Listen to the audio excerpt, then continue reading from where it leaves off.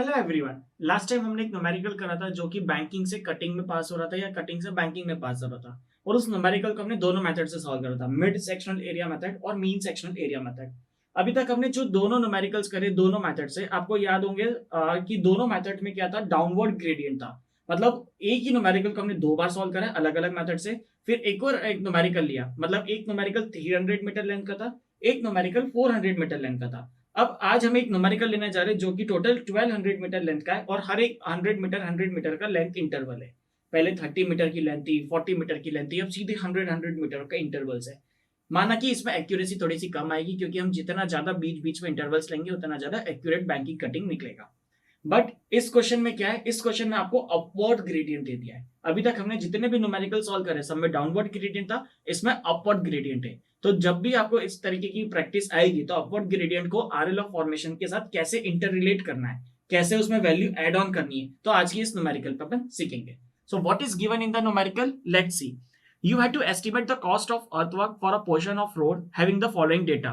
आपको चेनेजेस दे रखा है 0 से लेके 1200 तक, जिसमें आरएल ऑफ ग्राउंड हर एक 100 मीटर पे ऑलरेडी गिवन है। Okay, now the formation width of the road is 10 metre and the side slope are 2:1 in banking and 1.5:1 in cutting. There is an upward gradient of 1:200 up to a length of 600 meter and after a downward gradient of 1:400 afterwards। मतलब आपको इसमें क्या क्या given है, आपको सबसे पहले formation width 10 metre, ये ऑलरेडी आपको गिवन है क्वेश्चन में। फिर साइड स्लोप में की वैल्यू है 2:1 फॉर बैंकिंग के लिए और 1.5:1 फॉर कटिंग के लिए। मतलब बैंकिंग के लिए कितनी वैल्यू है 2 और कटिंग के लिए कितनी वैल्यू है 1.5। ये आपको ऑलरेडी क्वेश्चन में गिवन है। साथ ही साथ आपको अपवर्ड ग्रेडियंट दे रखा है। अपवर्ड ग्रेडियंट कितना है, दैट इज गिवन 1:200। कब तक, जब तक कि मेरे पास चेनेज 600 तक ना हो जाए। मतलब 0 से लेके 600 तक अपवर्ड ग्रेडियंट है, फिर 700 से लेके 1200 तक ये डाउनवर्ड ग्रेडियंट है।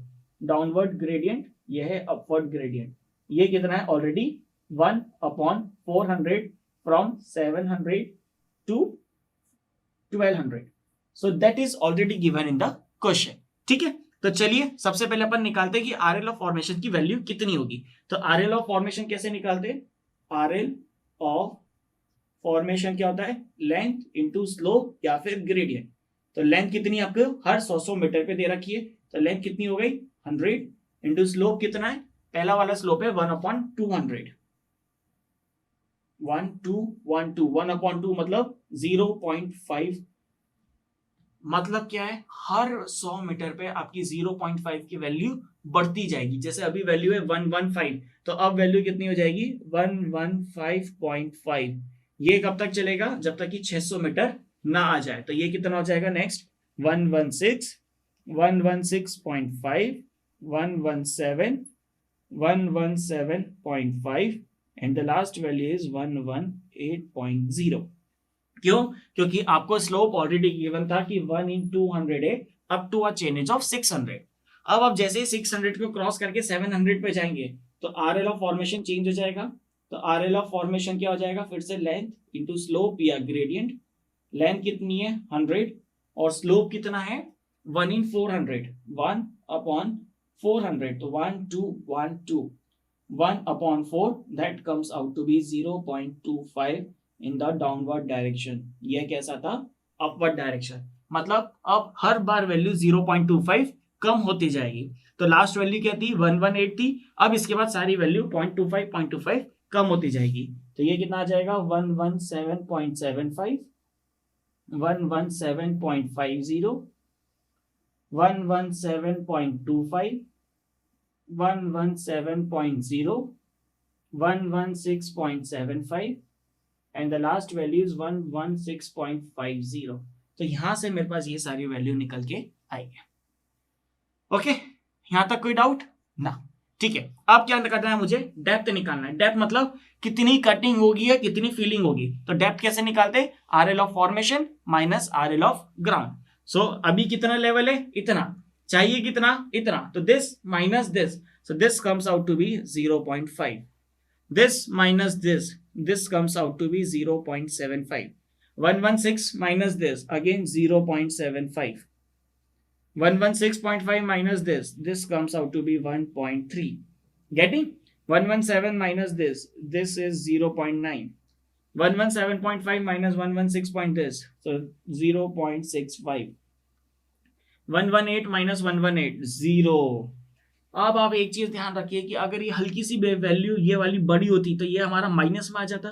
माइनस में आ जाता मतलब क्या होता है, यहाँ पर हमारे पास बैंकिंग कटिंग दोनों हो जाते.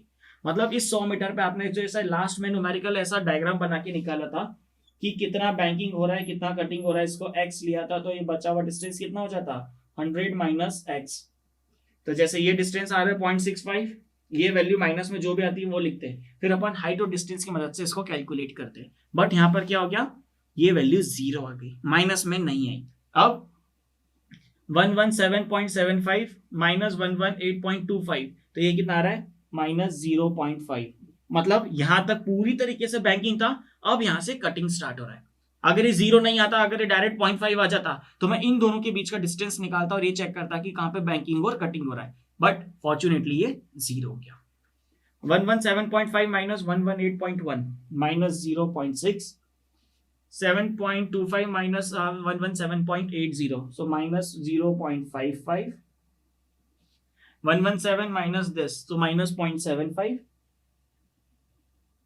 116.75 minus 11 this, minus 1.15. 1.15. 116 this, minus 1.0. यहाँ पर माइनस का कोई भी सिग्निफिकेंस नहीं है, बस हमको माइनस ये क्या बता रहा है कि यहाँ पे जितनी भी ये सारी वैल्यूज आएगी, ये सारी वैल्यूज आएगी कटिंग में. मतलब बैंकिंग में यहाँ पे ये वाली वैल्यूज नहीं आएंगी और ऊपर कटिंग में ये वाली वैल्यूज नहीं आएंगी. So this is the representation of banking and cutting. अब आपको क्या निकालना है, मीन डेप्थ, मतलब एवरेज करना है. सो इन दोनों का एवरेज. क्यों? क्योंकि ये हमारी जो मेथड है ये है मिड सेक्शनल एरिया मेथड. फिर इसके बाद सेम न्यूमेरिकल को हम करेंगे मीन सेक्शनल एरिया मेथड से. ओके, सो 0.5 प्लस 0.75 इन दोनों का एवरेज, तो दैट इज 0.625. इन दोनों का एवरेज तो 0.75 ही आएगा. 0.75 प्लस 1.3, सो इन दोनों का एवरेज 1.025. 1.3 प्लस 0.9 2.2, 2.2 का average 1.1. Okay, 0.9 plus 0.65 divided by 2, तो 0.775. 0.65 plus 0 upon 2, so that is 0.325. 0 plus 0.5 divided by 2, 0.25. Minus sign में नहीं लगा रहा हूं. 0.5 plus 0.6, 0.11 का आधा 0.55. 0.6 plus 0.55 divided by 2, 0.575. माइनस की जरूरत नहीं है. 0.75 plus 0.55 divided by 2, 0.65. 0.9 का 0.45. 2.15 का आधा 1.075.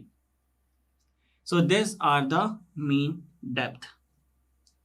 Okay, अब सेंट्रल एरिया मतलब ये आपके पास एक रोड का सेक्शन है, तो ये बीच वाला जो पोर्शन होता है, this portion is known as central area. ये वाला कौन सा पोर्शन है, सेंट्रल एरिया.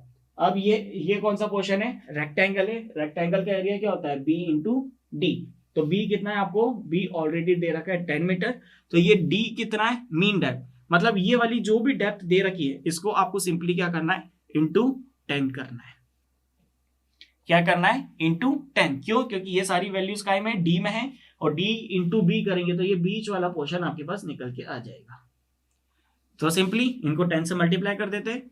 तो this into this 6.25, 7.50, 10.25, 11.0, 7.75, 3.25, 2.50, 5.50, 5.75, 6.5, 4.5, 10.75. तो यहां से हमने क्या करा, यहां से हमने इन सारी वैल्यूज को 10 से मल्टीप्लाई कर दिया. Okay, next side area. Side area मतलब एस डी स्क्वायर. एस कितना है, जब बैंकिंग होगा आपका तो एस की वैल्यू 2 होगी, मतलब 2 इंटू डी का स्क्वायर, मतलब 0.625 का स्क्वायर. ठीक है, मतलब 2 इंटू 0.625 का square, so that is 0.78. Again 2 into 0.75 का square, so that is 1.13. 2 into 1.025 का स्क्वायर दैट इज 2.10.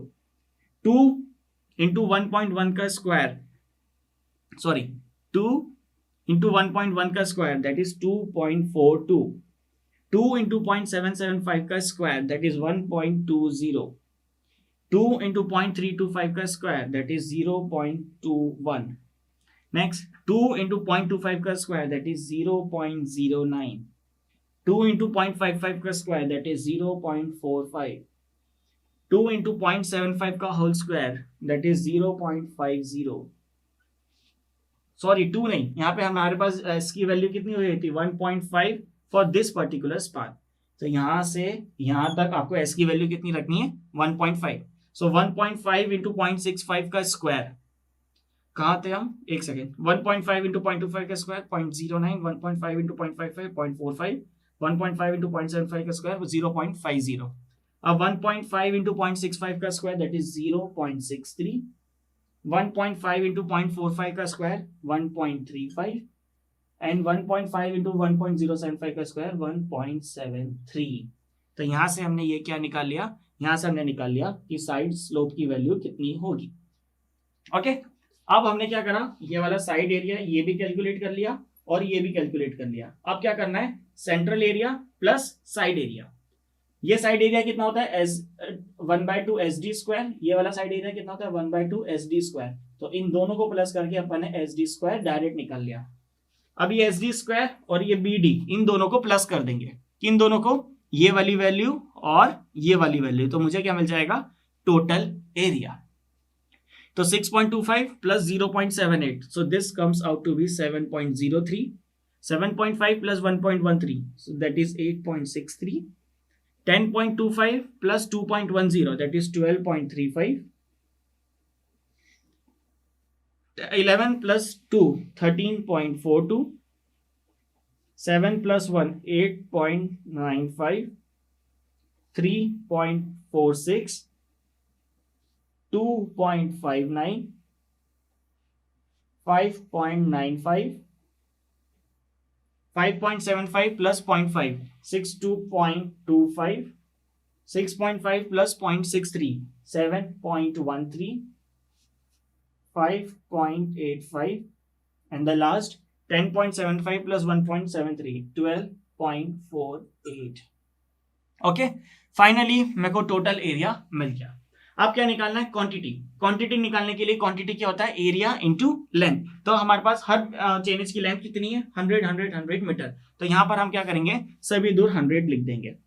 100 100 100 100 100 100 100 100 100 100 100 100. अब फाइनल क्वांटिटी निकालना है. तो क्वांटिटी क्या होता है, area into length. 7.03 into 100, so this is coming out to be 703. Okay, 8.63 into 100, 863. 1235. 13.42 into 100, so 1342. 8.95 into 100, 895. 3.46 into 100, 346. अब सारा कटिंग में 2.59 into 100, 259. 5.95 into 100, 595. 625. 713. 585. 1248. अब मुझे क्या करना है, टोटल क्वांटिटी कैलकुलेट करना है. Total quantity of cutting, so 259 plus 595 plus 625 plus 713 plus 585 plus 1248. जब आप इन सारी वैल्यूज को प्लस करेंगे तो आपके पास टोटल क्वांटिटी आएगी 4525 metre cube of cutting. And 703 plus 863 plus 1235 plus 1342 plus 895 plus 346. जब आप इन सभी को प्लस करेंगे तो आपके पास आएगा 5384. मतलब जब आपको चेन्नई जाना है 0 से लेके 1200 मीटर तक, आपको 1200 मीटर लंबी रोड बनानी है, तो उसके लिए आपको टोटल इतना फिलिंग करना है मीटर क्यूब में और इतना कटिंग करना है. तो 1 मीटर क्यूब को खोदने का जो चार्ज है वो इस पर्टिकुलर इतना है, तो इतने को कितना लगेगा. तो ये वाला इसके बाद अपन सॉल्व करेंगे इसको एब्स्ट्रैक्ट शीट में. ठीक है, अब सेम न्यूमेरिकल हम करेंगे with the help of mean sectional area method और उससे चेक करेंगे कि हमारे पास आंसर में कितना वेरिएशन आ रहा है। सो आई होप ये अपवर्ड ग्रेडियंट वाला कंसेप्ट आपको समझ में आया होगा। जब भी आपको अपवर्ड ग्रेडियंट दे रखा है मतलब आपको क्या करना है, ये वाली वैल्यू को प्लस करना है, और जब भी डाउनवर्ड ग्रेडियंट दे रखा है तो आपको आरएल ऑफ फॉर्मेशन से ये वाली वैल्यू को माइनस करना है। Okay, thank you.